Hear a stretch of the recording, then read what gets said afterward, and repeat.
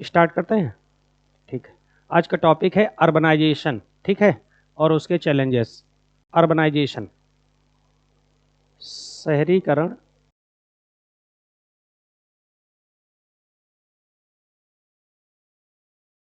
एवं उसकी चुनौतियां।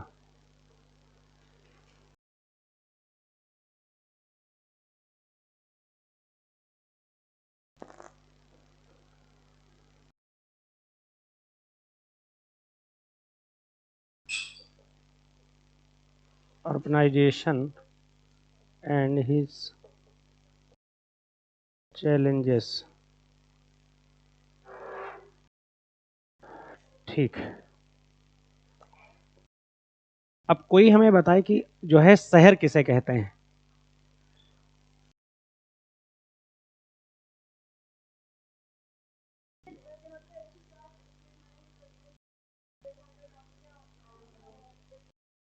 उसे शहर कहेंगे। ठीक है, और कोई ट्राई करे। आप सबसे पीछे आप बताएं। अर्बनाइजेशन सबसे पीछे आप कहाँ हैं मैडम? आप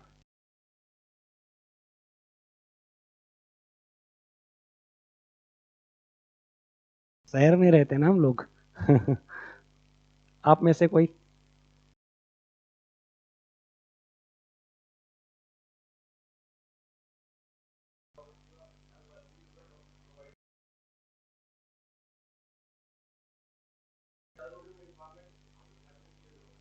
वो शहर है। ठीक है, सारी बातें अपनी जगह हैं। ठीक है, देखिए यहाँ पर दो टर्म आए हैं। ये जो टर्म है, ये शहर नहीं लिखा है यहाँ पर, यहाँ अर्बनाइजेशन वर्ड लिखा हुआ है। ठीक, तो अर्बनाइजेशन इज अ प्रोसेस। ठीक, ये जो प्रोसेस है, ये वर्ड यूज हुआ है, इसका मीन्स होता है प्रोसेस। ठीक, तो सबसे पहले शहर हम उसे बोलेंगे जहाँ की 75% पॉपुलेशन नॉन एग्रीकल्चर वर्क में लगी हो। ठीक है, और रूरल मतलब गांव उसे बोलेंगे, ठीक उसका वाइस वर्सा, जहाँ पर 75% पॉपुलेशन जो है कृषि के काम में लगी हो, एग्रेरियन काम में लगी हो, कृषि के काम में लगी हो, उसे जो है हम बोलेंगे गांव। तो शहर की जो डेफिनेशन है वो ये है बेसिकली 75% जो पॉपुलेशन है वो नॉन एग्रीकल्चर में लगी हो, नॉन एग्रीकल्चरल हो।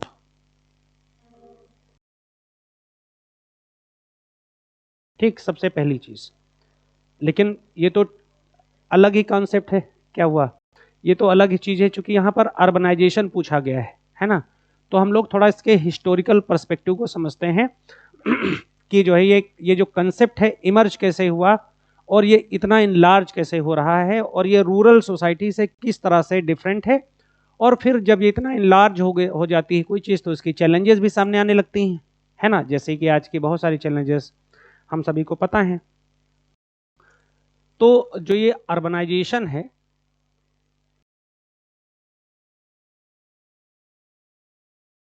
ये इटसेल्फ ऑटोनोमस टर्म नहीं है। ठीक, इसके पीछे का जो बैकग्राउंड है उसमें बेसिकली बेटा उसमें बेसिकली जो है इंडस्ट्रियलाइजेशन उसके कोर में है, या इंडस्ट्री कह सकते हैं। ठीक, या इंडस्ट्रियलाइजेशन उसके कोर में है। इंडस्ट्रियल रेवोल्यूशन कब हुई थी, कोई बताएगा? हाँ, 1980, 1780। ठीक है, 1750 से 1760 के आसपास। ठीक, इंडस्ट्रियल रेवोल्यूशन स्टार्ट हो गए थे। इंडस्ट्रियल रिवॉल्यूशन इसलिए भी स्टार्ट हुए थे चूंकि रेनेशा का दौर था, पुनर्जागरण जिसे बोलते हैं। उसके कारण न्यू टेक्नोलॉजिकल मतलब इंटेलेक्चुअल क्रांति हुई थी। इंटेलेक्चुअल क्रांति का मतलब होता है बौद्धिक क्रांति, चूंकि उसके पहले जो शासक थे वो होते थे जो पादरी होते थे, पोप होते थे, वही पूरी व्यवस्था को संभालते थे। तो कोई भी इनोवेटिव जो काम होता था उसको लोग तवज्जो नहीं देते थे। इनफैक्ट उन सारे आइडियाज़ को वो लोग खारिज कर देते थे। ठीक, तो जब किंग का शासन आया, यानी जो किंगशिप का आइडिया डेवलप हुआ, तो किंगशिप के आइडिया में बहुत सारी कमियां थी, लेकिन एक अच्छाई थी कि उन लोगों ने ओपन कर दिया था कि कोई भी व्यक्ति अपने विचार प्रस्तुत कर सकता है। तो जैसे आप अपने आइडिया एक्सप्रेस करोगे तो उससे इनोवेशन क्रिएट होगा। मान लो आपके दिमाग में बहुत सारे आइडिया हैं, लेकिन आप अपने आइडिया को एक्सप्रेस ही ना कर पाओ तो कोई इनोवेशन, कोई नई सोच, नई चीज हो ही नहीं सकती। ठीक, तो उस दौरान ये जो चीजें हैं इसमें नए नए आइडियाज आए। तो इससे क्या हुआ, इससे साइंटिफिक रेवोल्यूशन आया। साइंटिफिक रेवोल्यूशन आया, वैज्ञानिक क्रांति आई।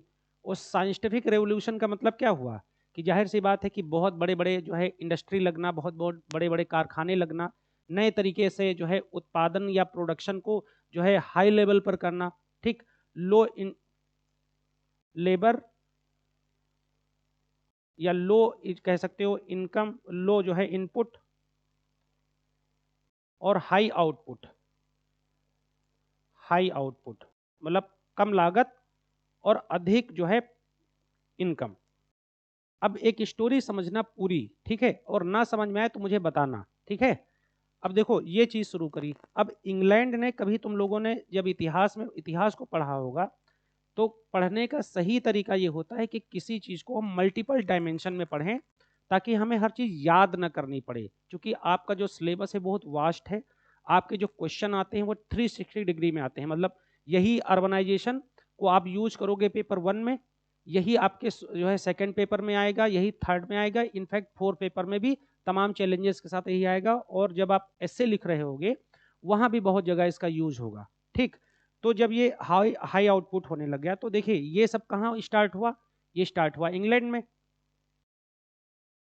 और इंग्लैंड की खास बात क्या है कि इंग्लैंड एक छोटे से टापू पर बसा देश है। एक बहुत बड़ा जो है उसका ज्योग्राफिकल एरिया नहीं, बहुत बड़े वहाँ नेचुरल रिसोर्सेज नहीं, यानी प्राकृतिक संसाधन नहीं। तो जाहिर सी बात है कि उनको नेचुरल रिसोर्सेज चाहिए थे। यानी तब की इंडस्ट्री आज की आर्टिफिशियल इंटेलिजेंस जैसी तो नहीं थी, बस हाँ इंडस्ट्रियलाइजेशन हो गया था। ठीक, तो ये चीज़ है। तो उनको चाहिए था रॉ मटेरियल, उनको कच्चा माल चाहिए था दुनिया से। ठीक, रॉ मटेरियल चाहिए था। तो उस रॉ मटेरियल की तलाश में उन लोगों ने पहले तो अपनी इंडस्ट्रीज, अपने जो है लोगों को अलग अलग देशों में, अलग अलग भूभागों में भेजना स्टार्ट किया। क्योंकि दुनिया के मैप के बारे में उनको जानकारी हो चुकी थी। सबसे पहले स्पेन की रानी ने दुनिया के मैप के बारे में दुनिया के बारे में जानने के लिए अपने लोगों को भेजा था। इंग्लैंड ने भी ऐसा किया था। तो उन लोगों को बाइट लार्ज या मोटा मोटी पता था कि दुनिया कैसी है। तो वहां पर उन लोगों ने ये जो अपना एस्टेब्लिशमेंट है या अपनी जो कॉलोनी है धीरे धीरे एस्टेब्लिश करनी शुरू करी। और उससे जिन देशों को उन्होंने पॉलिटिकली कॉलोनाइज कर दिया या राजनीतिक रूप से अपने प्रभुत्व में ले लिया, ठीक, उन देशों का उन देशों से उन लोगों ने जो है ये जो रॉ मटेरियल है वो एक जो है खींचना शुरू कर दिया। जैसे ये कहा जाता है कि अगर ईस्ट इंडिया कंपनी भारत पर रूल ना करती तो ये हालत थी कि जो है पूरा ब्रिटेन का इंडस्ट्रियलाइजेशन ही ढह जाता। चूंकि हिंदुस्तान बहुत बड़ी जो है एक कह सकते हो कि भूमि वाला या लैंड वाला एरिया था। और यहाँ के जो नेचुरल रिसोर्सेज थे वो बहुत लार्ज थे, बहुत ज़्यादा थे। तो उन्होंने क्या किया, डबल जो है इनकम का काम किया। एक तो हमारे यहाँ से बहुत कम दामों पर चीज़ें ले गए और उसको इंडस्ट्री से बनाकर हमारे जो है पूरे इंडस्ट्री सिस्टम को या पूरे जो है छोटे जो एमएसएमई सेक्टर था, लघु कुटीर उद्योग थे, सबको पूरा बर्बाद कर दिया। क्योंकि जो चीज़ हमारी महंगी बन सकती थी उसको उन्होंने बहुत सस्ते दामों पर बेचा। और चूंकि जैसे टी शर्ट है, प्रिंटेड टी शर्ट, जैसे हम तो आदि थे खादी के कपड़े पहनने के लिए, लेकिन उन्होंने नए नए तरीके के प्रिंटेड चीज़ें बेचनी स्टार्ट करी तो वो बहुत तेजी के साथ उनकी बिकी। तो हमारे यहाँ का जो एमएसएमई सेक्टर है वो भी पूरे तरीके से, यानी कि लघु और कुटीर सूक्ष्म उद्योग हैं, वो पूरे तरीके से ढह गए, बर्बाद हो गए, वो पूरे बन गए मजदूर, इस स्थिति में आ गए। तो ये एक स्टोरी लाइन है। अब जब ये अर्बनाइजेशन है, जब ये अर्बनाइजेशन स्टार्ट, जब ये कंटिन्यू रहा, तो इसमें सबसे इसकी खास बात क्या है, इसकी खास बात ये है कि लोग चाहे यूरोप में हो या इंडिया में हो, चूंकि ये अर्बनाइजेशन तो स्टार्ट हुआ यूरोप में ही, तो वहाँ का बताते हैं। जैसे ये इंडस्ट्रीज हैं, ये इंडस्ट्रीज हैं, ये इंडस्ट्रीज हैं समझाने के लिए।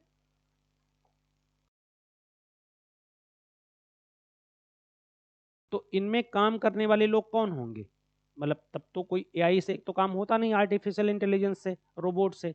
तब तो इंडस्ट्री थी लेकिन काम करने वाले लेबरर थे। तो जो ग्लोबल कंसेप्ट था वो तो रूरलाइजेशन का ही था, मतलब ग्रामीणीकरण का ही था। तो लोग इंडस्ट्री में काम करने के लिए वहाँ मूव करने लगे। जब इंडस्ट्रीज की तरफ मूव करने लगे तो फिर उनको क्या ज़रूरत पड़ने लगी?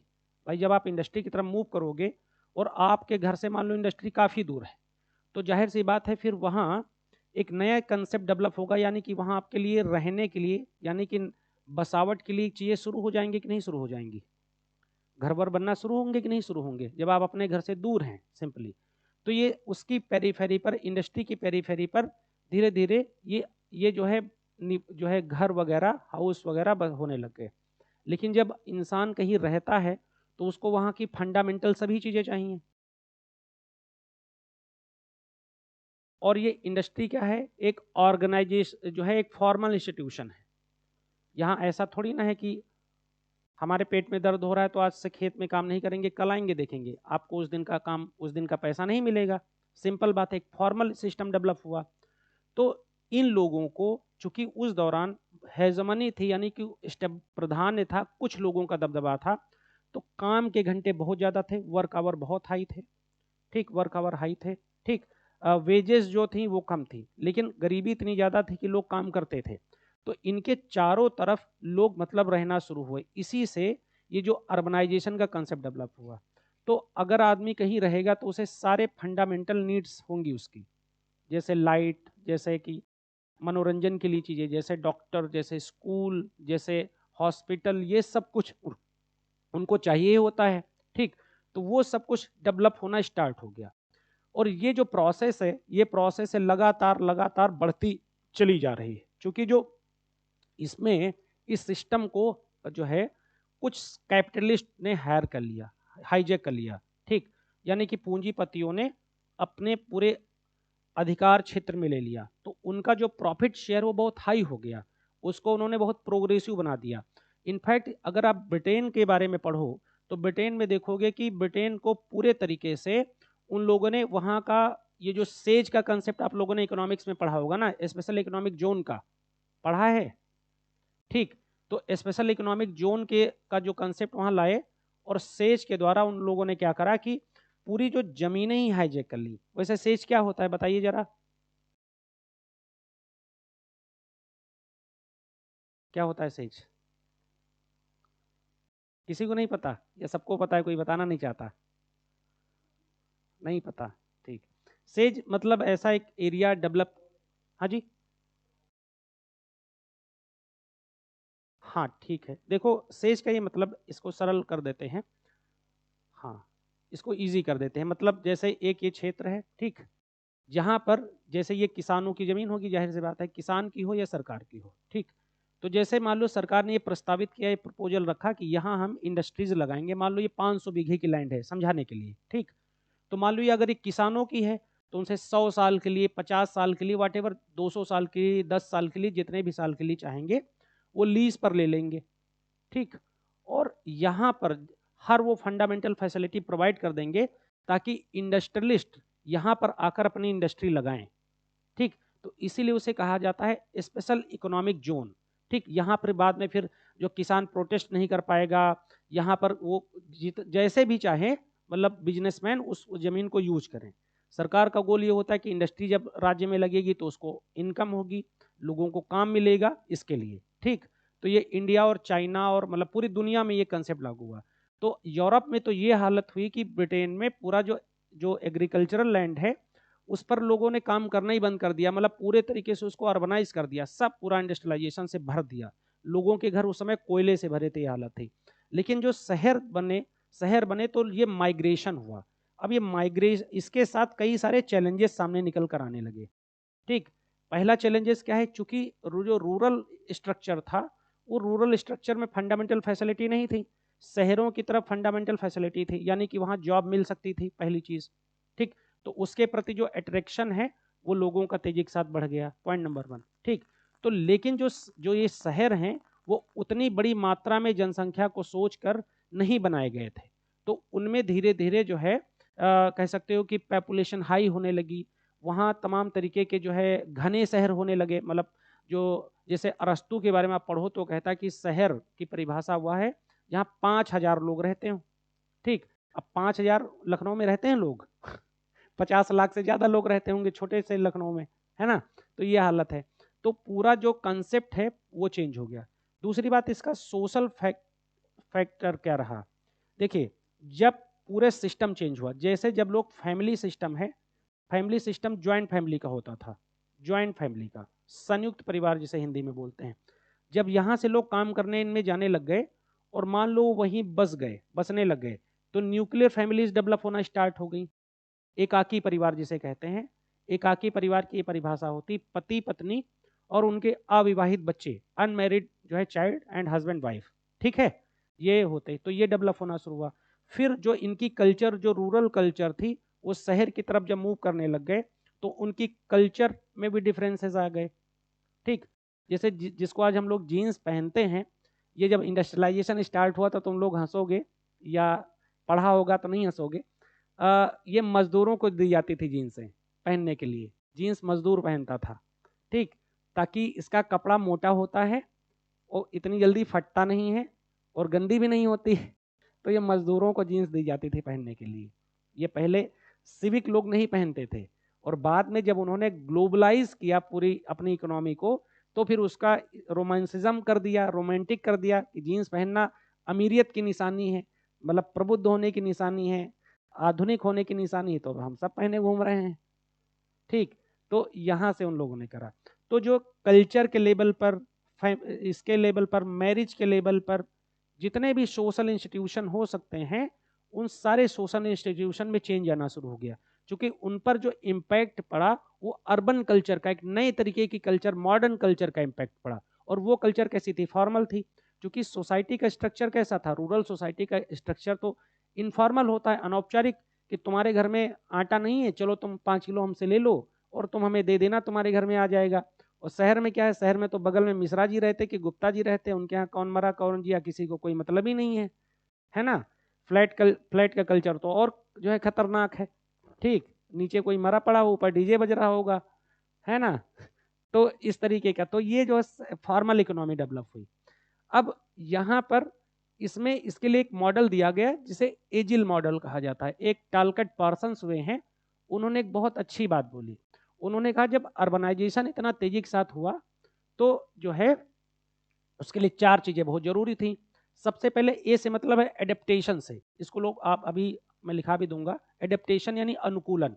यानी जब आप, जैसे आप शहर में हम लोग रहने आए, ठीक, जैसे आप लोग तैयारी करने आए जिनका अपना यहाँ घर नहीं है, इनफैक्ट है भी, तो जहाँ भी वो रह रहे हैं उस जगह के साथ वो एडजस्ट कर पा रहे हैं नहीं कर पा रहे हैं, यानी वहाँ पानी, बिजली, सुविधाएं, सुरक्षा है कि नहीं है, सबसे पहली जरूरत है कि नहीं। मतलब अगर सब्जी लेने 3 किलोमीटर दूर जाना पड़े तो आदमी वहां से कमरा छोड़ देगा ना लड़का। ठीक, तो एडेप्टेशन। फिर दूसरा है उसका कोई ना कोई गोल है, वो गोल लेकर आया है।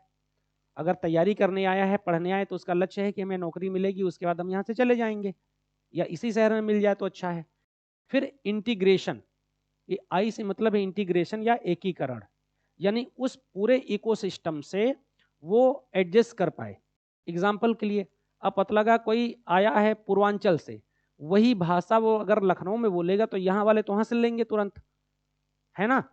तो उसको यहाँ के सिस्टम के साथ इंटीग्रेट करना पड़ेगा, 2-4 महीने में, 1-2 साल में वो यहाँ के हिसाब से सेट हो जाएगा।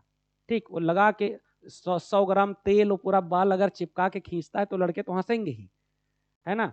तो कहने का मतलब यहाँ के कल्चर के साथ उसको एडजस्ट करना पड़ेगा, इसे कहते हैं इंटीग्रेशन। और यहाँ के इकोसिस्टम में भी उसको ये सुविधा हो कि उसके साथ वो हील कर पाए, मतलब उसके साथ ये लोग भी उसके साथ कोऑपरेट करें। और फिर लास्ट है लेटेंसी, से बोलते हैं तनाव प्रबंधन। ठीक, इसका मतलब है अब जब शहर है तो यहाँ फॉर्मल चीजें हैं, यहाँ ऐसा तो है नहीं कि जो है मम्मी पापा दादी दादा बैठे हैं, जिनके बैठे भी हैं तो वो भी इतना व्यस्त हैं कि उतना टाइम नहीं दे पाते। तो यहाँ जो मनोरंजन के लिए जो सुविधाएं दी गई वो एकदम वो डिफरेंट है। ठीक, वो क्या है? सिनेमा है, वो तमाम तरीके के अन्य साधन हैं, है ना, जहाँ पर जाकर हम अपना तनाव प्रबंधन करते हैं, जिसे कहते हैं फ्राइडे नाइट्स, सैटरडे नाइट्स, है ना। वो लोग इसीलिए तो करते हैं कि 10-10, 12-12 घंटे की नौकरी करते हैं लोग प्राइवेट सेक्टर में, उसके बाद वो 1-1.5 दिन 2 दिन वो सोचते हैं कि अब आप अपना टेंशन मैनेजमेंट करें, वरना मंडे से काम नहीं कर पाएंगे, बर्नआउट हो जाएंगे। ठीक, लेकिन यही चीज़ गांव में होती है क्या? गांव में पता लगा घर में 20 और आदमी हैं और बढ़िया सब कड़मड़ कड़मड़ चल रहा है, सब एक दूसरे से मनोरंजित हो रहे हैं, मनोरंजित कर रहे हैं, कोई इतनी तकलीफ नहीं, क्योंकि वहाँ की इकोनॉमी, वहाँ का social system, social fabric informal है। यहाँ कुछ नहीं, आप बुखार है तो आप अपने लेवल पर देखो भाई, कोई आने वाला नहीं बगल में, है ना? बात समझ में आ रही है? तो जो जो अर्बनाइजेशन का कंसेप्ट फॉर्मल है, बहुत ही जो है उसका सधा हुआ फार्मूला है, जबकि जो गाँवों का जो कंसेप्ट है या रूरल कंसेप्ट है वो इसके एकदम डिफरेंट है। तो ये हम लोगों ने इसकी बात कर ली। अब इसके चैलेंजेस की बात करते हैं।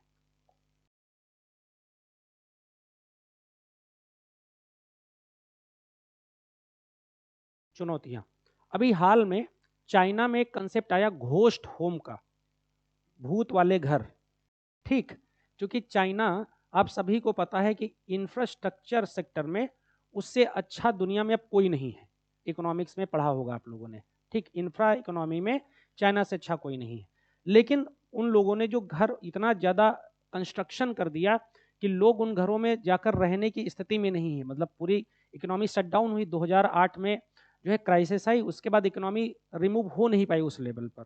और फिर उसके पहले अगर हम जो है अलग अलग तरीके के जो है दुनिया में कॉन्फ्लिक्ट होते रहे, तो उसके वजह से वो नहीं हो पाया।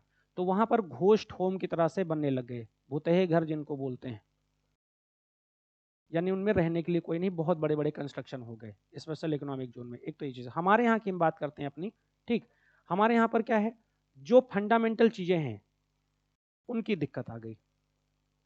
अब तुम लोगों ने जैसे एक नाम सुना होगा, ट्रांसपोर्ट नगर, सुन रखा है ना, लखनऊ में है।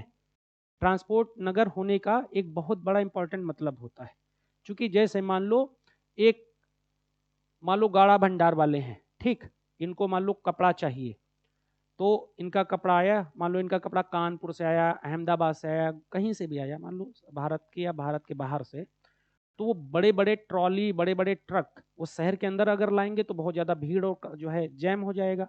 तो उन सब के लिए, ये सिर्फ कपड़ा ही नहीं, हर एक चीज़ के लिए वो ट्रांसपोर्ट नगर बनाए गए, जो कि शहर के बाहर थे बेसिकली। तो उसमें क्या होगा कि वहाँ वो सारी बिल्टी वहाँ उतर जाएंगी, और उसके बाद वहाँ से जिसका जो जो माल है उसी पर वो सब बिल्टी नंबर वगैरह लिखा रहता है, उसी हिसाब से वो सब पहुँचा दिया जाएगा, उनके अपने पेमेंट हो जाते हैं। ठीक, हर एक चीज़ को, बड़ी जो चीज़ें होती हैं। ठीक, तो उससे ये चीज़ डेवलप की गई। लेकिन अब हम क्या देखते हैं, जहाँ ट्रांसपोर्ट नगर था उसके बहुत आगे लखनऊ बच चुका है कि नहीं बच चुका है? ठीक, तो जाहिर सी बात है जब रात में वो ट्रॉली और ट्रक और बड़े बड़े रोलर, ये जो है इस तरीके की चीज़ें आएंगी, तो जाहिर सी बात है जाम बढ़ेगा, वो चीज़ें होंगी। दूसरी और जो फंडामेंटल चीज़ें हैं, एक तो जो है जो चैलेंजेस हैं उनमें जैसे वाटर सप्लाई, ठीक, जो ट्रांसपोर्टेशन की चीज़ें हैं, पॉल्यूशन है, ठीक, तमाम तरीके की जो है एडल्ट्री है, अल्कोहल है, फॉर्मलाइजेशन जो इतना ज़्यादा हो गया उसके जो बैड इम्पैक्ट हैं। पता लगा माँ बाप के पास पैसा बहुत है लेकिन बच्चों को टाइम देने के लिए वक्त नहीं है। बच्चा क्या कर रहे हैं, ड्रग्स कर रहे हैं। कब आ रहे हैं, रात में 1 बजे आ रहे हैं। अपना कहाँ रह रहे हैं, गोवा में रह रहे हैं। बच्चे ने यहाँ पता लगा मर्डर कर दिया। ठीक, या जो टेक्नोलॉजी का आमतौर पर देखते होंगे कि बहुत सारी ऐसी टेक्नोलॉजीज़ हैं, जैसे अभी एक रशिया का एक ऐप था, मुझे याद नहीं, जिसमें बच्चे हाथ काट लेते थे। ठीक, तो ये सब चीज़ें कैसे हो रही हैं, जब उस बच्चे की टेंडेंसी कैसी होती जा रही है, माँ बाप को ये पता ही नहीं, वो तो बहुत पैसा कमाने में लगे हैं। ठीक, बच्चा पब में घूम के आ रहा है, कहाँ घूम के आ रहा है, क्या खा रहा है, क्या पी रहा है, उसके कैसे दोस्त हैं, आपको यही होश नहीं तो ये दिक्कतें होंगी। तो ये, और फिर ये इस वजह से हो रहा है चूंकि वेस्टर्न इम्पैक्ट है। वेस्ट, जो पश्चिमी सभ्यता का प्रभाव है वो है, मॉडर्नाइजेशन है, आधुनिकीकरण है, या कह सकते हो पोस्ट मॉडर्नाइजेशन, अति आधुनिकीकरण है। और सबसे बड़ी बात है कि फॉर्मलाइजेशन बहुत तेजी के साथ हो गया, फॉर्मल इकोनॉमी बहुत तेजी के साथ हो गई। उसकी वजह से यह फॉर्मल पूरा इकोसिस्टम ही हो गया है। ठीक भाई, अगर इसके बियॉन्ड अगर अर्बन सोसाइटी को देखें तो वहाँ अगर कोई बच्चा गलती करता है तो फिर चाचा हैं, ताऊ हैं, ग्रैंडफादर हैं, वो डांट पीट के बराबर कर देते हैं। ठीक, हिम्मत नहीं पड़ती। अगर कोई लड़का सिगरेट पीता है तो अपने गांव से दूर जाकर पिएगा, गांव तक में नहीं पिएगा। और यहाँ तो पता लगा चौराहे पर पहुंचे, गुमटी के पीछे खड़े हैं। ठीक, तो ये चीज़ तो यहाँ चूंकि अगर किसी ने देख भी लिया तो उन्हें क्या फ़र्क पड़ता है, वो कुछ नहीं बोलने वाले ना कि तुम्हारा लड़का है, तुम समझो अपनी बात। तो उसकी वजह से उसके साइड इफेक्ट भी बहुत ज़्यादा हैं।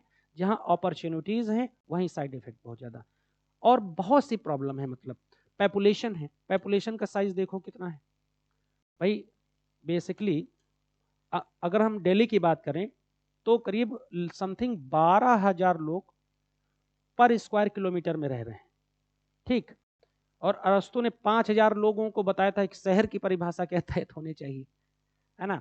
अब जो एक सोशलॉजिस्ट हुए ममफोर्ड, ठीक, ममफोर्ड, उन्होंने कहा है कि जो अब जो शहर हैं वो मृत शहर होने की तरफ से हैं, डेड सिटी की तरफ से होने की कगार पर हैं, डेड सिटी होने की तरफ से बढ़ रहे हैं। क्योंकि जो शहर पे इतना ज़्यादा प्रेशर है कि वो अपने बर्डन को कोप अप नहीं कर सकते किसी भी हालत में, ठीक। अब इसके बियॉन्ड यूएनडीपी क्या कहता है और चीज़ों को बताते हैं, और इंडिया का जो वो है कंसेप्ट है वो बताते हैं वो क्या है। यूएनडीपी कहता है कि शहरों का जो विकास है वो नहीं किया जा सकता, ठीक, वो सॉरी गांवों का विकास नहीं किया जा सकता। हम जितना ज़्यादा अर्बनाइज कर देंगे जो है सिस्टम को, उतना ज़्यादा फायदा होगा, उतनी ज़्यादा फॉर्मल इकोनॉमी होगी, उतना बेहतर होगा, ठीक।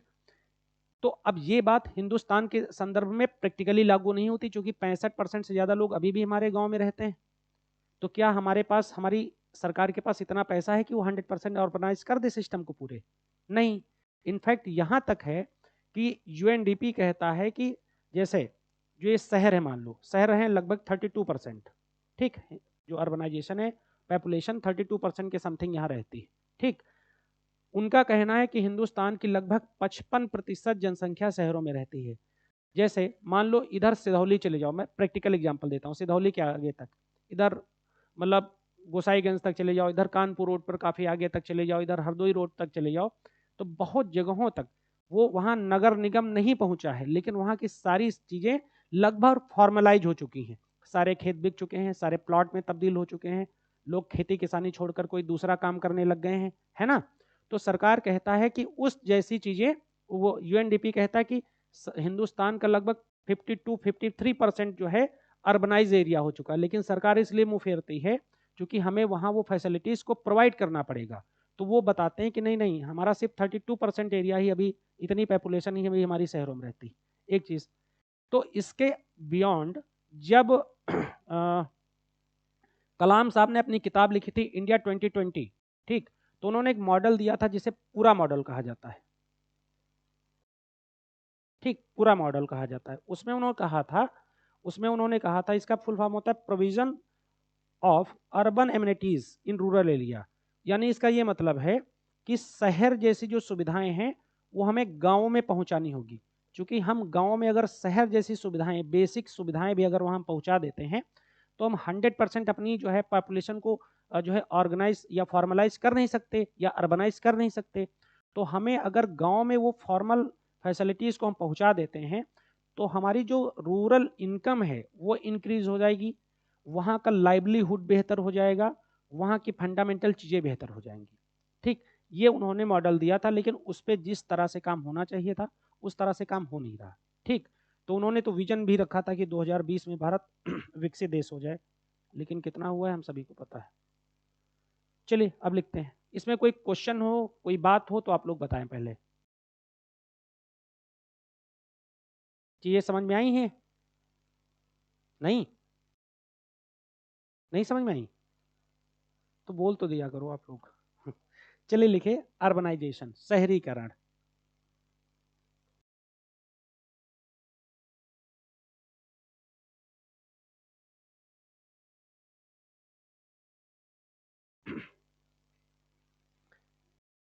इंग्लिश में लिखेंगे, urbanisation is a,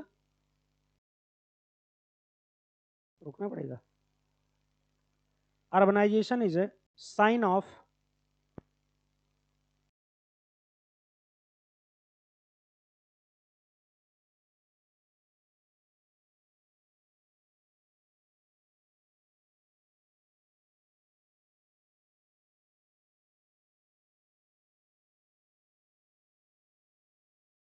comma many people have moved to cities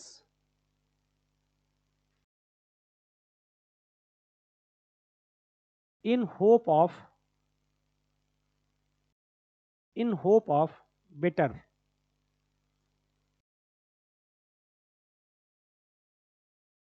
full stop, more prosperous way of living as technologies evolve and human people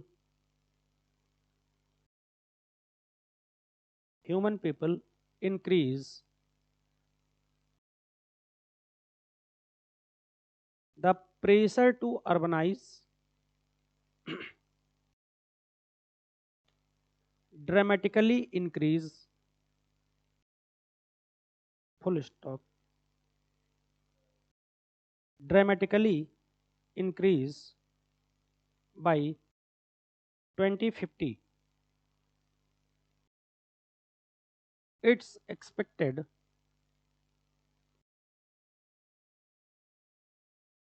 that nearly 65 to 70% of the world population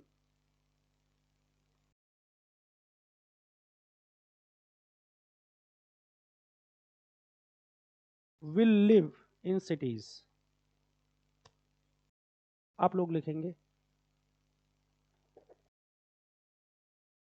शहर उन्हें कहते हैं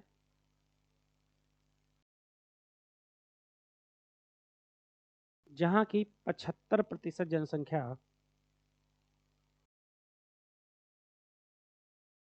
थोड़ा तेज कलम चलाया करिए, जहां की 75% जनसंख्या गैर कृषि कार्यों में लगी हो,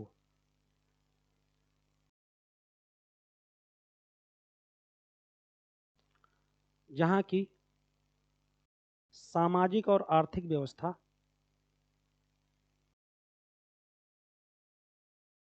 की प्रकृति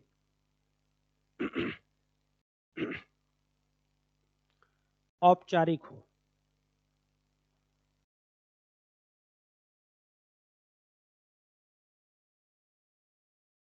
औद्योगिक क्रांति के बाद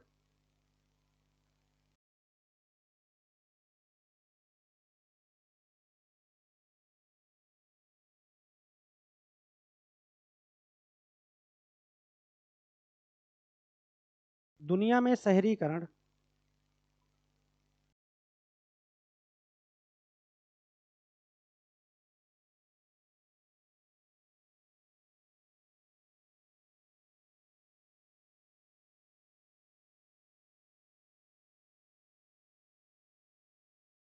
औद्योगिकरण के बाद क्या लिखा है आपने बताइए। हाँ, औद्योगिक क्रांति के बाद दुनिया में शहरीकरण तीव्र गति से हुआ।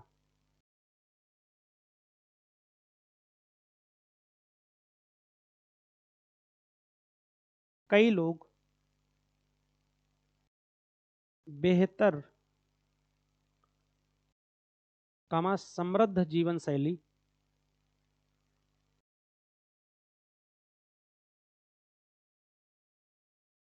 के लिए शहरों की ओर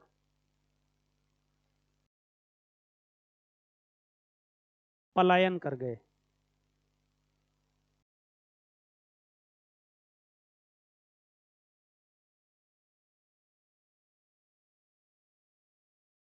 पूर्ण विराम प्रौद्योगिकी प्रौद्योगिकी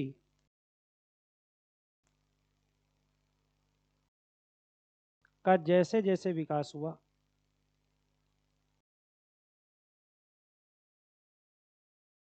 जनसंख्या वृद्धि भी नाटकीय ढंग से हुई, भी नाटकीय ढंग से ड्रामेटिकली बढ़ती गई। पूर्ण विराम यूएनडीपी के अनुसार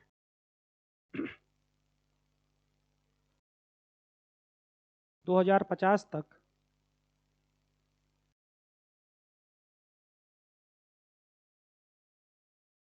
65 से 70% जनसंख्या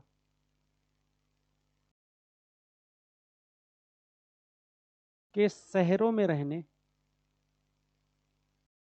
की संभावना है। शहरों में रहने की संभावना है। आप लोग लिखेंगे urban population in India, urban population in India, comma total amount of population 461 million people.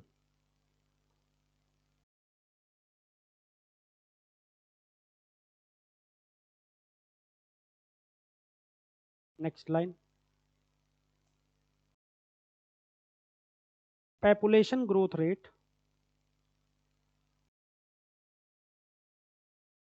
dash the number growing is 2.3% per year, 3% per year या each year.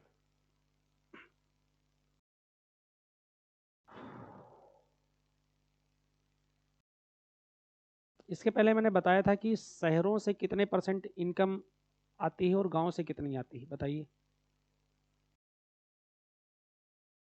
क्या बताया था? शहरों से 63 बताया था। ठीक है, याद पढ़े रहो भाई। अगला लिखो national income. 75% of national income is estimated to come from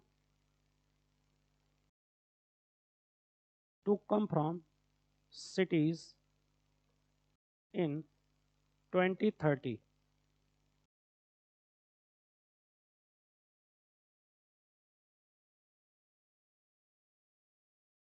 Share in GDP.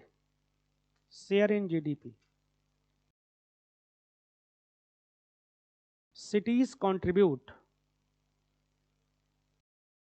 63%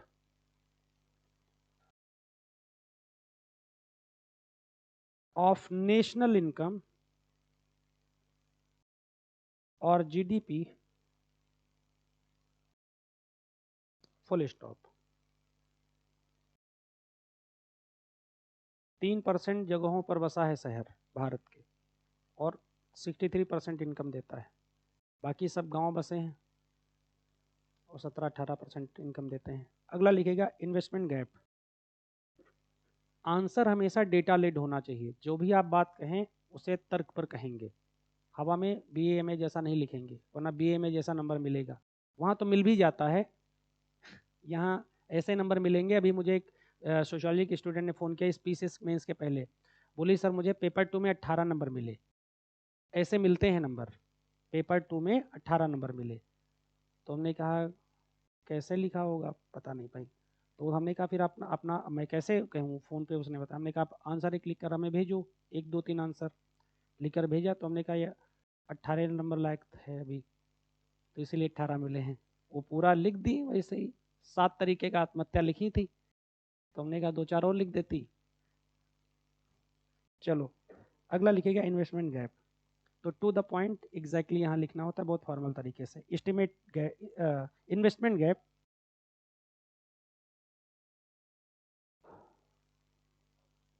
लिखेगा estimated investment gap amount to 827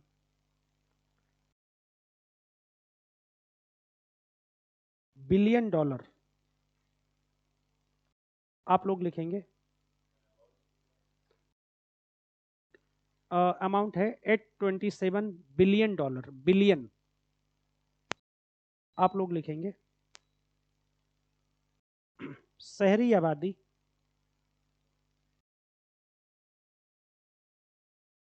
461 million है।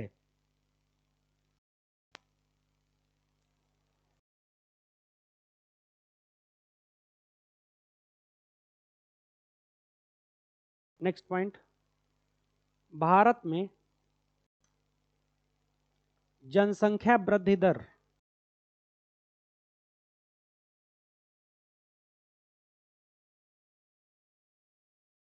2.3 की दर से शहरों में बढ़ रही है।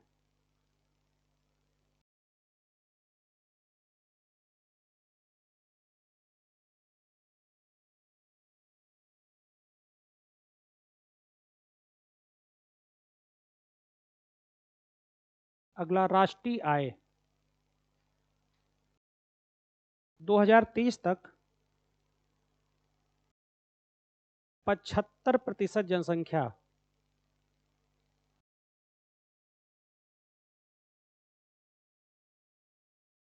सॉरी 75% इनकम शहरों से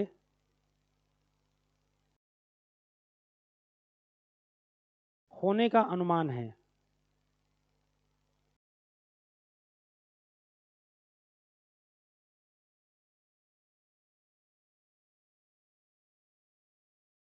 होने का अनुमान है। अगला अगला पॉइंट, भारत के 3% भूभाग पर बसे शहर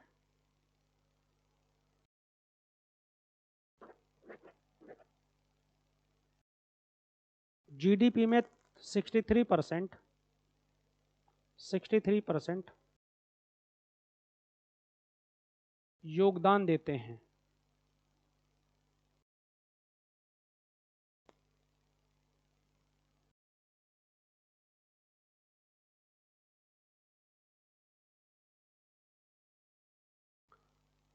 नेक्स्ट पॉइंट,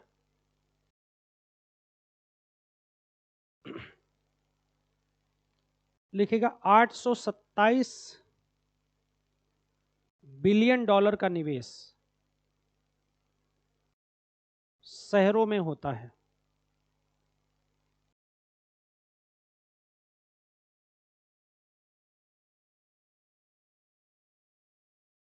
अब हेडिंग बनाएंगे, need and importance of urbanisation.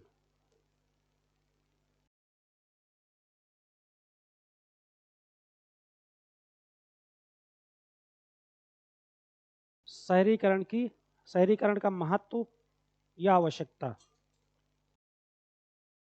तो जब भी हम आंसर लिखेंगे, ठीक, तो एक जैसा घिचपिच नहीं करेंगे। अलग सबसे सही तरीका होता है उसे कई सेगमेंट में लिखना। तो मैं पहले से वो चीज करवा दे रहा हूं। पहला लिखिएगा सामाजिक महत्व, सोशल इंपॉर्टेंस, सामाजिक महत्व। तो इसमें पहला पॉइंट आएगा सोशल इंफ्रास्ट्रक्चर। इसके अंतर्गत पहला हेडिंग लिखेंगे सोशल इंफ्रास्ट्रक्चर।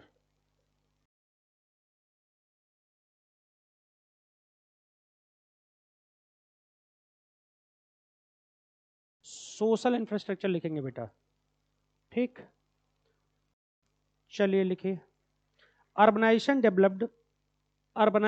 डेवलप्ड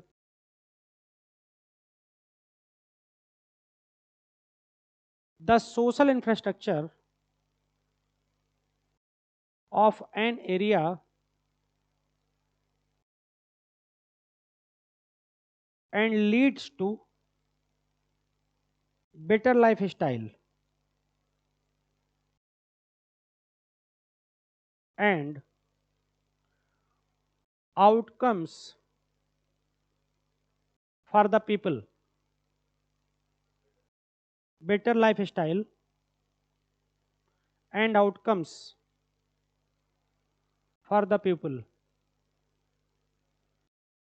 आप लोग लिखेंगे सामाजिक अवसंरचना, सामाजिक अवसंरचना, पहली हेडिंग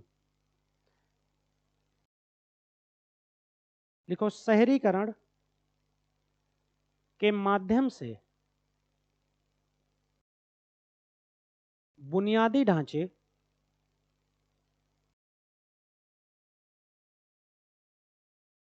को विकसित करना,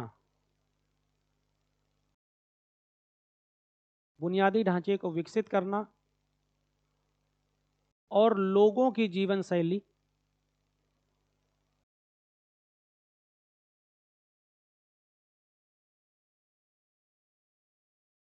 कामा जीवन की गुणवत्ता को बेहतर बनाना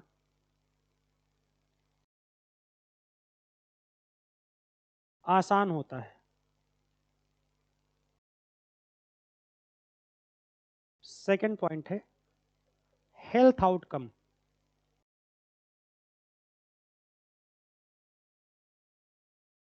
health outcomes, health outcomes.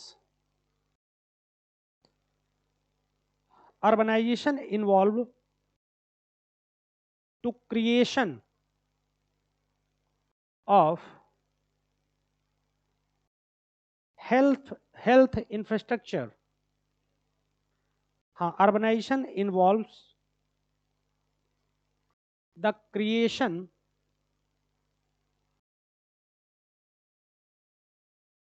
of health infrastructure, पानी भी नहीं है, comma, and the general availability of healthcare, thus improving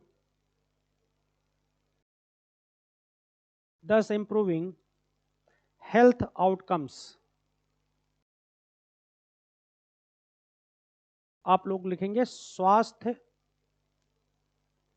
परिणाम, स्वास्थ्य परिणाम। शहरीकरण के द्वारा लिखेंगे, शहरीकरण के द्वारा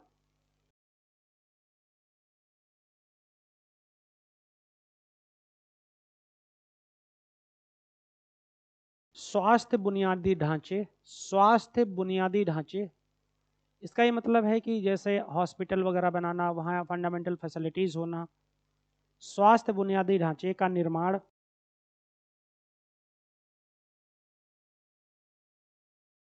तथा स्वास्थ्य देखभाल की सामान्य उपलब्धता शामिल होती है।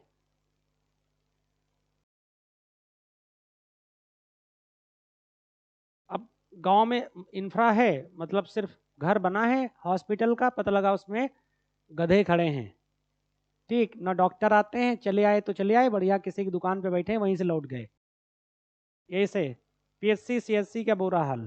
ठीक, शहर में कम से कम फंडामेंटल चीज़ें तो हैं ही, क्योंकि दबाव है कि कभी भी चेकिंग हो जाएगी, तो ये चीज़ें हैं, सरकार पैसा रिलीज करती है। अगला लिखेंगे sanitation, sanitation,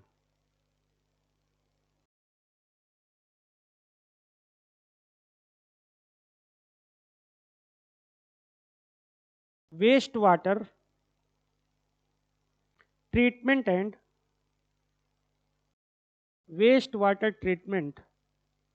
and efficient sewage management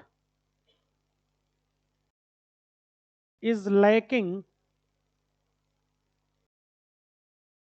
many urban areas.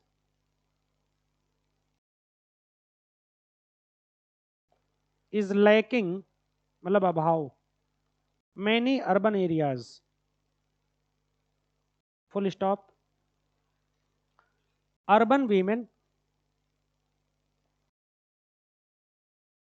धन्यवाद यार, धन्यवाद।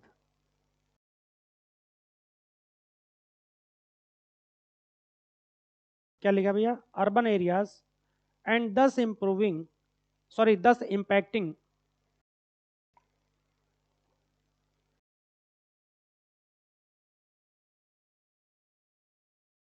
द ओवरऑल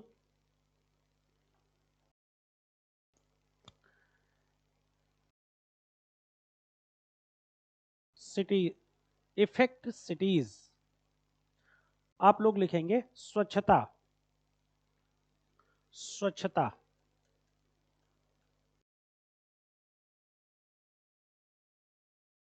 स्वच्छता के लिए कौन कौन से अभियान चलाए गए हैं बताओ फटाफट, अगर याद है तो।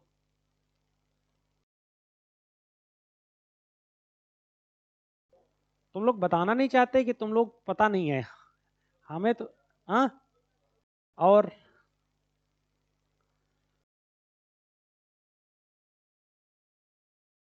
हाँ ठीक, और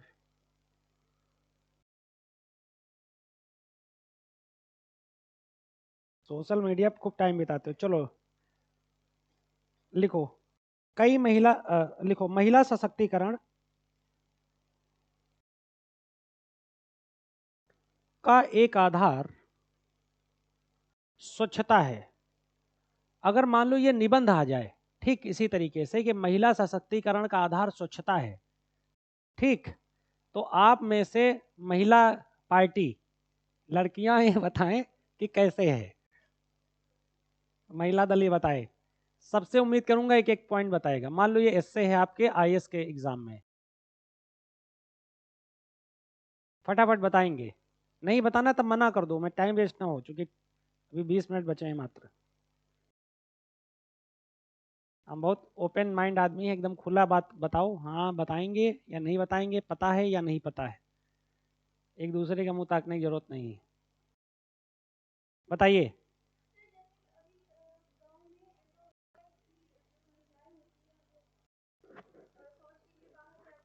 ठीक है, एक पॉइंट हो गया आपका, समझ में आ गई, तो उससे क्या है कि नहीं हो सकता बेहतर। चलिए और बताएं।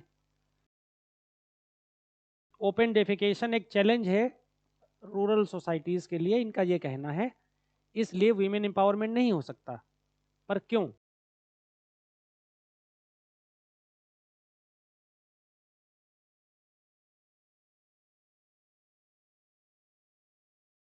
अरे चलो, पुरुष दल तुम लोग बताओ।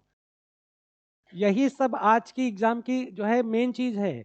इससे जब पूछा जाता है यूट्यूब पर देखी जाकर इससे, इससे को ठीक से मतलब अब हिम्मत नहीं पड़ती लोगों को एक्सप्लेन करने की, ठीक है। और बड़ी बड़ी कोचिंग वाले जो अपने आप को बहुत तुरम खां बताते हैं, एक एक हफ्ते बाद पेपर एक्सप्लेन करते हैं, जब चार चार छः छः लोग मिलकर टीम और प्लस साथ में नीचे के जूनियर मिलकर पूरे डेटा इकट्ठा कर देते हैं। तो जैसे ये इसे कहते हैं ब्रेन स्टॉर्मिंग के क्वेश्चन आना है, ऐसे क्वेश्चन जहां बहुत सारा चीजें आपके साथ है। भाई लड़कियों का अगर स्वच्छता मतलब अगर उनका एम्पावरमेंट स्वच्छता से अगर जोड़कर हम देखें तो सिंपल बात है कि women are more sensitized physically, है ना, बायोलॉजिकली। तो अगर उनके साथ जो दिक्कतें पुरुषों की तुलना में या मेल की तुलना में ज़्यादा हो सकती हैं, अगर वो ज़्यादा स्वच्छ हैं तो ज़्यादा एनीमिया, ठीक, अलग तमाम तरीके के माल न्यूट्रिशन, तमाम तरीके के ऐसी चीज़ों से वो दूर रहेंगी। अगर वो दूर रहेंगी तो उनका वर्क पार्टिसिपेशन ज़्यादा होगा। वो ज़्यादा स्वच्छ रहेंगी तो अगर वो प्रेगनेंसी में ऐसी सिचुएशन आ जाती है तो उनके बच्चे जो है अ, या तो मिसकैरेज हो जाएगा या खराब बच्चे पैदा होंगे या माल न्यूट्रिशन वाले बच्चे पैदा होंगे, ये चीज़ें होंगे, ठीक। और वो जब वो काम नहीं करेंगी, जब मान लो कोई महिला है किसी के घर में काम करने जाती है, ठीक, खाना बनाने जाती, काम करने नहीं जाएगी, शहर है, कोई भाई भतीजा थोड़ी ना है, बोलेंगे 10 दिन तुम नहीं आई, चलो 10 दिन के पैसे नहीं देंगे, काट के 20 दिन के पैसे देंगे, ठीक। गाँव थोड़ी ना है कि अरे दीदी दिक्कत हो गई थी, यहाँ दीदी उदी कोई नहीं सुनता, यहाँ काम है तो पैसा है, काम नहीं है तो पैसा नहीं है, सिंपल एकदम कंसेप्ट है। तो ऐसे थोड़ा सा अपने आप को मल्टी डायमेंशनल ढंग में सोचने की कोशिश करो, डालो, ठीक, प्लीज। चलो लिखेगा स्वच्छता। क्या लिखा बेटा, मैंने क्या बोला? हाँ स्वच्छता है। आगे लिखिएगा, भारत में अब जल अपशिष्ट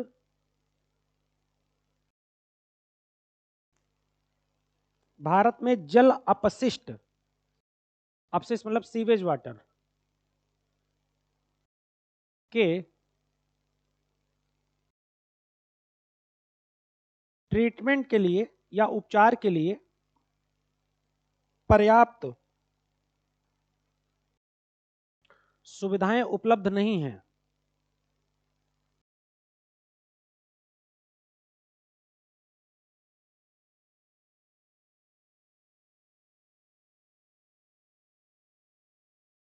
जिससे महिलाओं को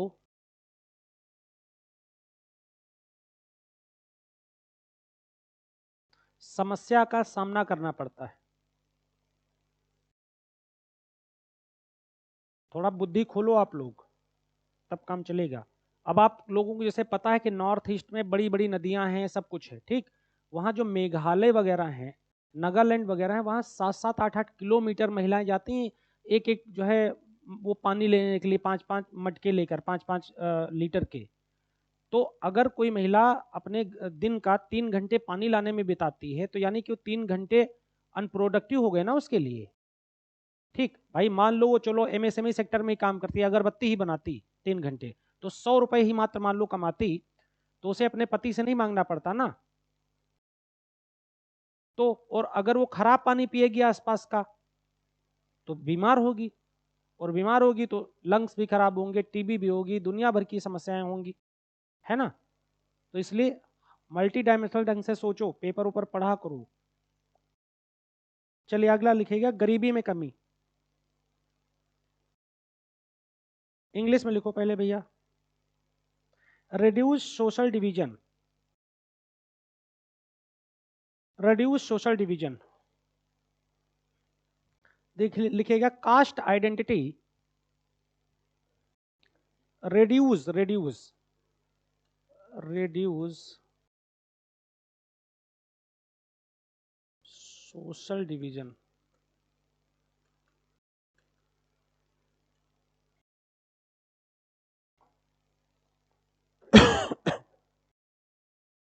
cast identity tend tend caste identity tend to diminish with urbanization।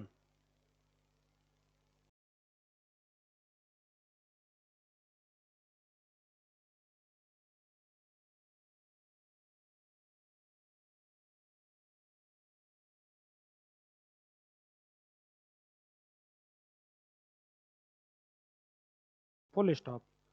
आप लोग लिखेंगे, सामाजिक भेदभाव में कमी, सामाजिक भेदभाव में कमी।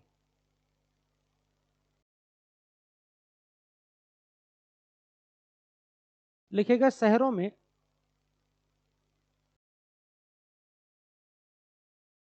जाति व्यवस्था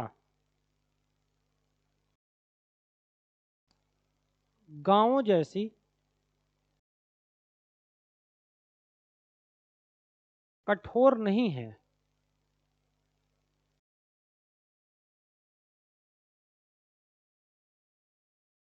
लेकिन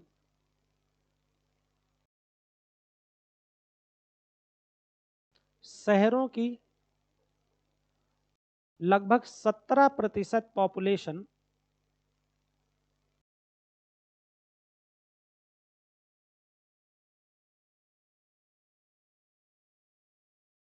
झुग्गी झोपड़ियों में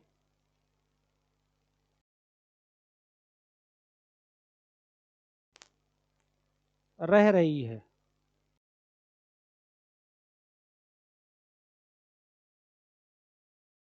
ये लोग भी महान होते हैं। हमारे साथ एक हमारी फ्रेंड थी, वो ये बोली कि हम जो है ये झुग्गी झोपड़ी वालों पर रिसर्च करेंगे, पीएचडी उस टॉपिक पर उन्होंने करा। और कहीं नहीं, यहीं लखनऊ में टॉपिक लिया, जो ये विकास नगर के इधर झुग्गी झोपड़ियाँ बनी है बहुत सारी, उसी में गई पूछने, महिलाओं ने उनको पकड़ लिया। बोले ये तुम, वो बहुत प्राइवेट सवाल होते कि तुम्हारे साथ घरेलू हिंसा होती कि नहीं होती, कहीं तुम भड़का रही हो हमारे पति के खिलाफ, हमें पकड़ लिया, जाने नहीं दिया उसे 2-4 घंटे। और बोली हम नहीं जाएंगे वहां। तो बहुत दिक्कत है। अगला लिखेगा शहरी आपदाएं। शहरी आपदाएं, हाँ लिखो।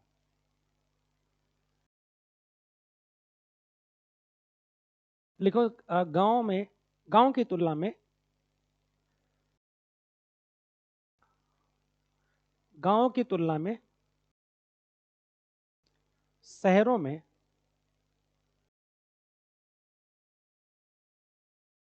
गरीबी का प्रतिशत, गरीबी का प्रतिशत कम पाया जाता है। अच्छा, गरीबी से चीज ये अभी बता देंगे, पाया जाता है, परंतु गरीबी की दर अधिक होती है। अच्छा, आप लोगों को पता है कि गरीबी का मैंने जब पॉवर्टी वाला बताया था, ठीक है, तो उसमें बताया था कि $1.90 अगर कोई व्यक्ति यूएनडीपी के अनुसार पर डे नहीं कमाता है तो वो गरीब है ना। अब ये पैरामीटर चेंज हुआ है, तो करंट में कोई क्वेश्चन आए तो उसे लगाना वहां पर $2.15 per capita per day income, इसको नोट कर लो। ये एकदम लेटेस्ट है डेटा, कल ही मैंने पढ़ा है। $2.15 प्रति व्यक्ति प्रतिदिन। हाँ, और मजेदार बात सुनो, ये तो हमारी सरकार ने क्या कहा, हमारी सरकार ने कहा कि ऐसा है, ये वेस्टर्न डेटा है, ठीक, वहाँ चीज़ें महंगी हैं, जो $1 में वहाँ चीज़ मिलती है वो हमारे यहाँ ₹12 में मिल जाती है। तो हमारा जो ₹46 पर डे जो कमाने का हमने मानक रख रखा है, ये इनके $2.15 के बराबर है।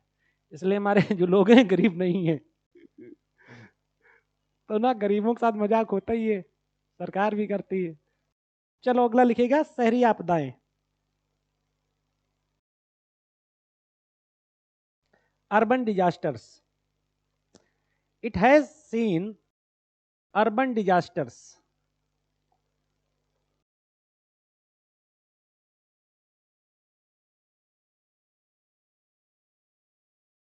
it has seen that Indian cities are vulnerable to disaster, vulnerable, सुभेद यानी vulnerable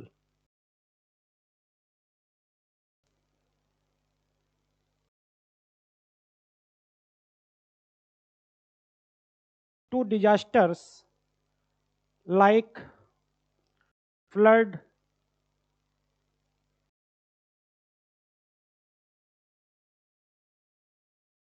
waterlogging,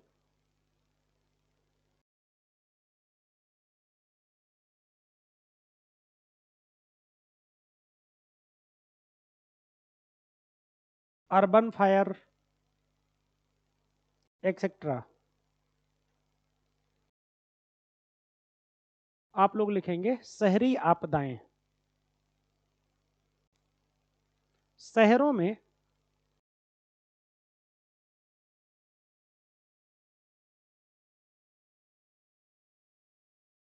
जल भराव,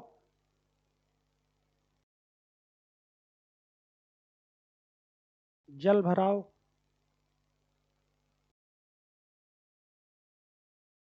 शहरी आग,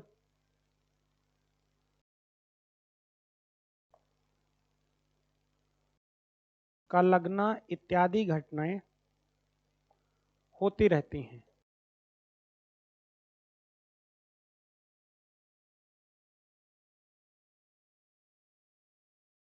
इकोनॉमिक फैक्टर, दूसरा हेडिंग बनाएंगे आर्थिक कारक। फटाफट लिखेंगे, पहला पॉइंट है एम्प्लॉयमेंट,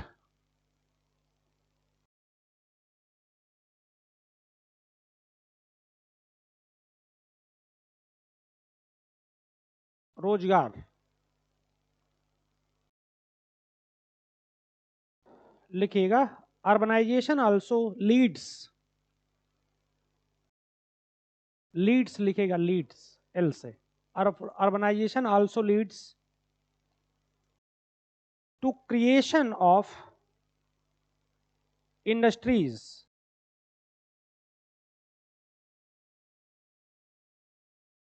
and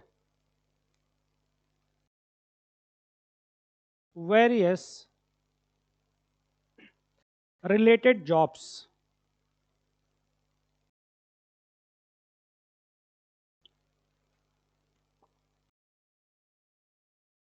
आप लोग लिखेंगे रोजगार। शहरीकरण से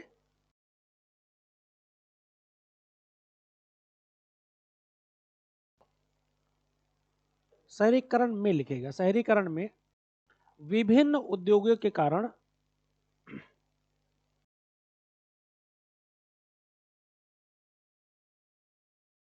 बहुत सारी नौकरियों या विभिन्न प्रकार की नौकरियों का सृजन होता है। Next, economic opportunities. Economic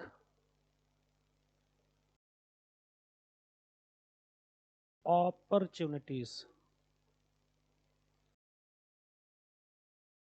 economic opportunities, आर्थिक अवसर लिखेगा। Depressed economic conditions of the area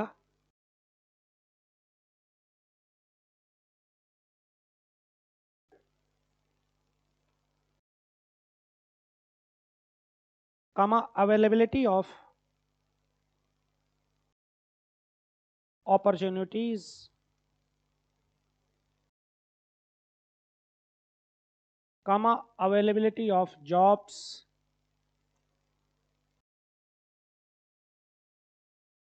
land holdings,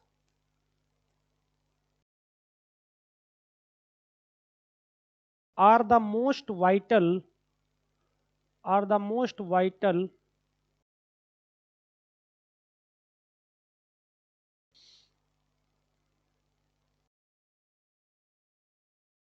determinants for the population movement। अच्छा, मैं एक चीज बताओ आप लोग कि चलो हम लोग तब से खूब शहरों की माँ बड़ाई कर रहे हैं कि शहरों में इतनी इकोनॉमी उतनी इकोनॉमी। कि कोरोना जब हुआ था तो सब फिर रिवर्स माइग्रेशन क्यों हुआ था? रिवर्स माइग्रेशन मतलब शहरों में रहने वाले लोग गांव की तरफ चले गए थे। तो जब शहरों में इतनी बड़ी इकोनॉमी है, इतना बड़ा इकोनॉमी का स्केल है, इतना ज़्यादा परसेंटेज है, तो फिर कौन सी आफत आ गई थी कि लोग शहरों भाग गए? हाँ, बेसिक रिक्वायरमेंट वो गांव में उपलब्ध हैं। गांव में जानते हो जब कोरोना हुआ था तो लोग कहते थे कोरोना नहीं है। भाई बिहार का मैंने एक वीडियो देखा था, वहाँ एक किसी पेड़ से दूध टपक रहा था, बोले कोरोना माता है ये, और पूजा शुरू हो गई थी। बोले कोरोना थोड़ी ना, बस खांसी आ रही है। ठीक, तो वहां तो लोग टेस्ट भी नहीं करवा रहे थे, टेस्टिंग की फैसिलिटी भी नहीं थी, शहर में नहीं थी, गांव का तो छोड़ो। यहाँ प्राइवेट में 1800 रुपए के जो टेस्ट थे, उसके बाद रिपोर्ट पता लगा। हमारी वाइफ का हमने टेस्ट करवाया, आया 46 साल की महिला का रिपोर्ट है। हमने कहा ये क्या हो गया, तुम 46 साल की हो गई? तो ये हालत। तो कह रहा है आरएमएल का डायरेक्टर कह रहा है मैंने जब मतलब अपनी ताकत से फ़ोन करवाया किसी से, तो उसने कहा कि ऐसा है सर, मुझे माफ़ करिए, खुली बात यह है कि पूरा इंफ्रास्ट्रक्चर बैठ गया है, सब ध्वस्त है, काम करने लोग आ नहीं रहे हैं हमारे डर के, मैंने जॉब से निकाल दिया है, उसके डर से भी लोग नहीं काम करने आ रहे हैं, सब डरे हुए हैं, तो प्लीज़ कॉपरेट करिए, मैं कल दोबारा भिजवाता हूँ। तो ये आलम था। उस सरकारी में क्या रहा होगा, भगवानी मालिक है ना। तो ये चीज़ें बताओ क्यों? आपकी आवाज़ ही नहीं आ रही यहाँ तक।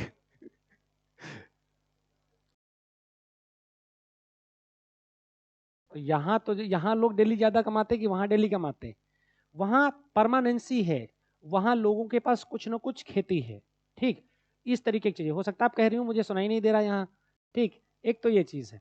दूसरी बात है कि वहाँ का इनफॉर्मल इकोनॉमिक साइकिल है प्लस मनरेगा है सबसे बड़ी बात। जो यहाँ का मजदूर गया वो मनरेगा में अभी एक 3-4 दिन पहले न्यूज़पेपर में आया था कि अभी भी जो अर्बन इकोनॉमी है वो बेसिकली जो कह सकते हो कि अनस्किल्ड लेबरर हैं उनके लिए उतना ज़्यादा ओपन नहीं हो पाई है। तो आज भी मनरेगा में जो जॉब मांगने वालों की संख्या बहुत तेजी के साथ बढ़ रही है अभी भी, क्योंकि भाई उसके बाद ये दुनिया भर का यूक्रेन उक्रेन वाला चल रहा है मामला, तो ग्लोबल सप्लाई चेन वैसे भी ठप है, तो इंफ्रा प्रोडक्शन नहीं हो पा रहा है उस लेवल पर। चलिए लिखिएगा, क्या लिख रहे थे? आर्थिक अवसर लिखो। शहरी क्षेत्र की दयनीय स्थिति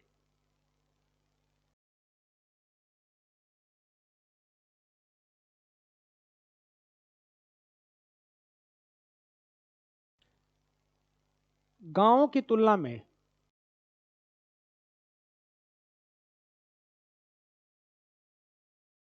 बाद में होती है।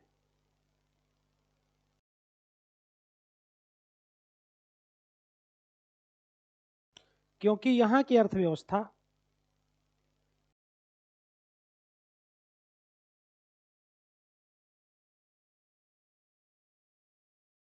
सेवा क्षेत्र पर निर्भर है। चारवाक दर्शन चारवाक दर्शन वाली इकोनॉमी होती है, सेवा क्षेत्र पर निर्भर है।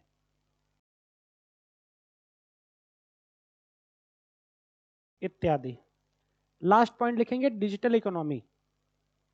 Digital economy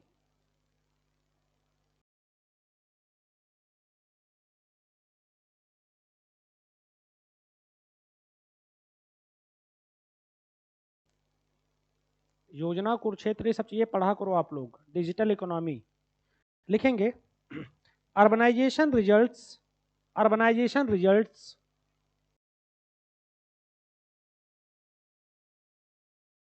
in the development of digital infrastructure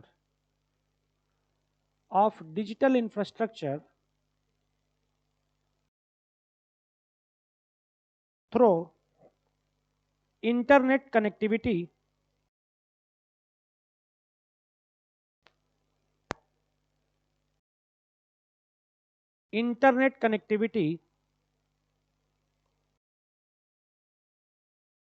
and proliferation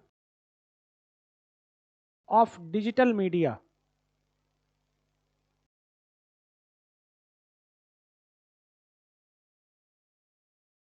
आप लोग लिखिए डिजिटल अर्थव्यवस्था।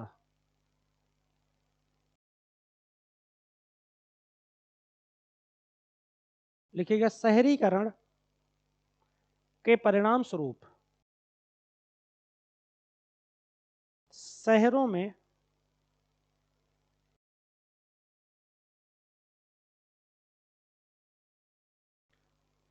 डिजिटल इंडिया अभियान के कारण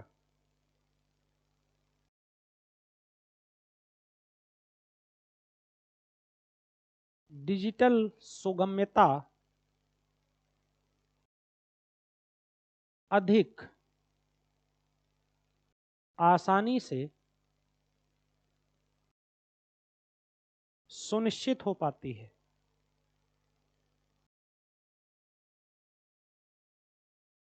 डिजिटल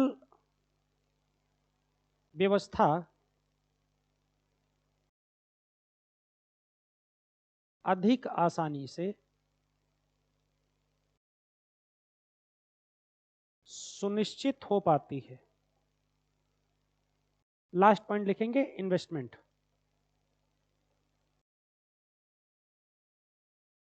निवेश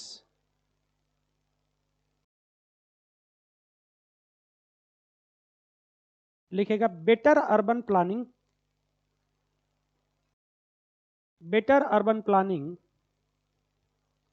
एंड डेवलपमेंट आल्सो generates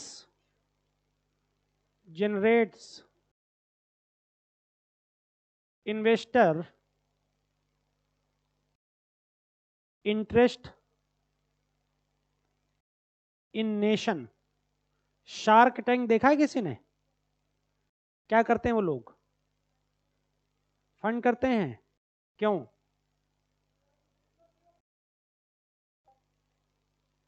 उनको तो शौक नहीं लगा कि न्यू अपॉर्चुनिटी डेवलप होने, तो धंधा बनाने से मतलब है। असही गुरुवर क्या कहता, मुझे कहीं मतलब नहीं। किसको? नहीं, वो तो लेते हैं, शेयर तो लेते हैं, पर क्यों, यही तो सवाल है। क्यों लेते हैं? ऐसी क्या खास बात होती कि इन्वेस्ट कर दें? हाँ, नई टेक्नोलॉजी तो खुद खरीद लेंगे, उसमें क्या है।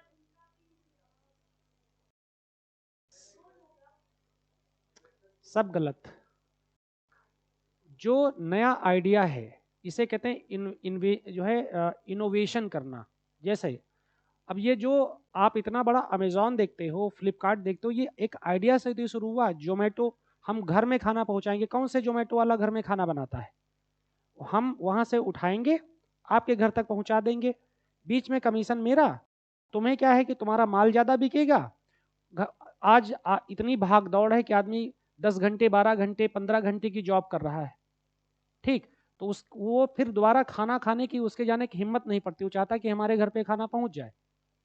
वो उसके घर पे खाना पहुंच जा रहा है, उसके पास पैसा है पर टाइम नहीं है। आज के टाइम में हम लोग छोटे शहरों में रहते हैं, इसलिए हम लोग उस लेवल में नहीं सोच पाते।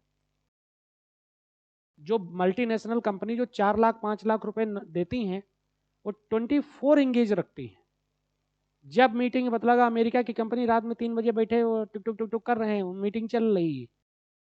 ठीक, ये वाली हालत है। तो आप हर समय उनके लिए काम के लिए तत्पर हैं, सारे काम किनारे।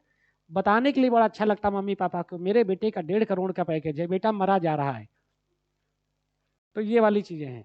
तो उनको हर चीज घर पे चाहिए, उनके पास चाहिए, इन सब चीजों को सोचते हैं वो, और इन सब चीजों में अपना बिजनेस बनाते हैं। मतलब इनोवेटिव आइडियाज को फिर वो बड़ा कर देते हैं, क्योंकि उनके पास पैसा बड़ा है, उनके पास टेक्नोलॉजी ज्यादा है, उनके पास लोग बहुत ज्यादा हैं। और डेटा जो है, डेटा वो लिक्विड की तरह से है। मुकेश अंबानी ने खुद कहा था, भविष्य में वो सबसे अमीर होगा जिसके पास सबसे ज्यादा डेटा होगा। अब सोचो, सबसे ज्यादा डेटा किसके पास है? गूगल के पास। हर चीज के लिए गूगल करते हैं, हमारी हर चीज की जानकारी गूगल के पास है, अमेजॉन के पास है। कोई भी ऐप डाउनलोड करते सारी चीजों में यस करवाता है कि नहीं करवाता? नो कर दो, वो एप्लीकेशन ही नहीं डाउनलोड होता।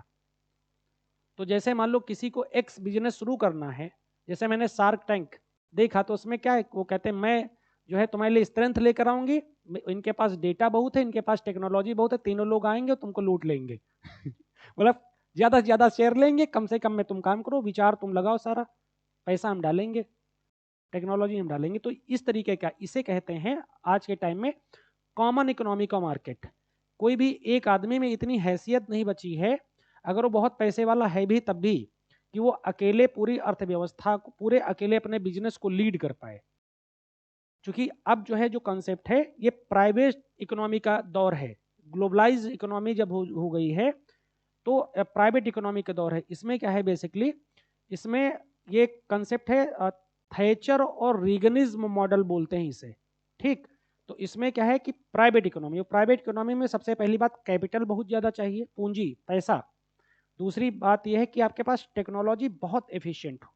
भाई लेंस कार्ट वाले ने सोचो, पूरे मार्केट को जो है चश्मे वाली पूरे हाईजेक कर लिया कि नहीं कर लिया? खत्म कर दिया सबको। पहले बेचा सस्ता और बाद में सबको जो है किनारे कर दिया। बाद में उसी रेट पर आ गया, लेकिन ये ABC और दुनिया भर की जो टाइटन, ये सब तमाम जो थे, वो उनको जो है बदनाम कर दिया कि ये तो बड़ा महंगा बेचते हैं। और बाद में उसी प्लेटफॉर्म पर खुद आ रहा है धीरे धीरे उसी पर। क्योंकि लेंस कार्ट अकेले एक आदमी का थोड़ी ना, 20 आदमी का है, आगे लगाकर बाद में उन्हें धंधा भी तो बनाना है। तो ये सब कुछ है। लिखा है कि नहीं लिखा इसके बारे में, निवेश के बारे में? लिखो।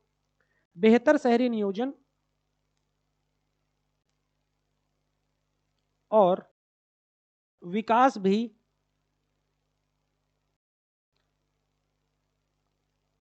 राष्ट्र में निवेशकों में रुचि निवेशकों में रुचि पैदा करता है। अब मुझे याद है शायद 2016 में एक मेंस में पेपर आया था, क्वेश्चन आया था, अमेरिका के कोई बड़े प्रीमियर आए थे और ग्रेटर नोएडा में बहुत बारिश हुई थी, फंस गए थे, 3 घंटे तक फंसे रहे थे। उसी साल यूपीएससी ने क्वेश्चन पूछ लिया था कि मतलब आपके यहाँ पर जब इतनी बेहतर सुविधाएं नहीं, तभी तो जल भराव हो गया, वो सब हो गया, आप फंसे हो। एक बहुत बड़ा इमर्जिंग इशू हो गया कि अमेरिका का बहुत बड़ा जो है प्रीमियर फंस गया है पानी में, वो जो 3-4 घंटे की जाम में फंसा है, तो बड़ी बात हो जाती है। तो उसमें यूपीएससी ने सवाल पूछा कि भारत के विभिन्न शहरों में जो शहरीकरण के सामने जो चुनौतियां हैं, कुछ ऐसे करके क्वेश्चन एक पूछ लिया था। तो ये सब चीज़ें रहती हैं। चलो आज के लिए इतना ही। कोई क्वेश्चन है, कोई बात हो तो बताइए।